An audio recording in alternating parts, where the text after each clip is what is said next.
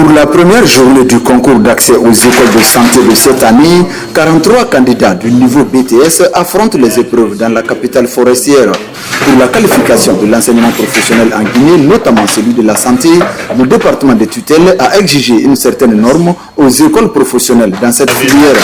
La démarche est soutenue par l'introduction du concours sur les tablettes dans le but de moderniser l'apprentissage. Pour cette année spéciale, nous avons d'abord procédé à l'évaluation des écoles de santé sur le plan national. Et à l'issue de cela, nous avons produit un résultat. Et il y a eu des écoles qui ont été retenues et d'autres n'ont pas été retenues compte tenu du manque d'équipement et autres. En plus de cela, pour cette année aussi, vous venez de remarquer que le concours se fait sur tablette. Donc tout est digitalisé. Être un aide-soignant, un infirmier, il faut travailler dur. Si vous êtes à la sélection pour appartenir à ce corps de métier, on vous demande beaucoup d'engagement, on vous demande le sérieux, on vous demande de ne pas tricher. Ce secteur-là, depuis le recrutement jusqu'à l'apprentissage, on ne doit pas tricher. On vient dans ce secteur pour travailler dur, pour pouvoir sauver des vies. Dans le bassin Nabaya, les premières épreuves du concours d'entrée aux écoles de santé ont été lancées dans la plus grande sérénité. Grâce aux efforts du ministère de l'Enseignement technique, de la formation professionnelle et de l'emploi, tous les candidats sont évalués sur tablette.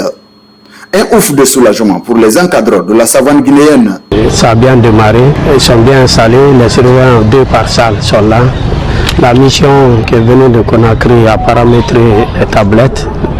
Les tablettes sont aussi chargées, donc tout s'est bien démarré. Donc il n'est pas question de former pour former, mais nous devons former dans la dynamique d'insertion socio-professionnelle normale. Du côté du littoral guinéen, les candidats de la région de Kindia ont aussi bénéficié de cette nouveauté dans le concours d'accès aux filières professionnelles. En cette première journée, aucune fausse note n'est enregistrée dans la ville des Agrumes. Nous avons 570 candidats, dont 70% de femmes. Les candidats composent de la façon suivante.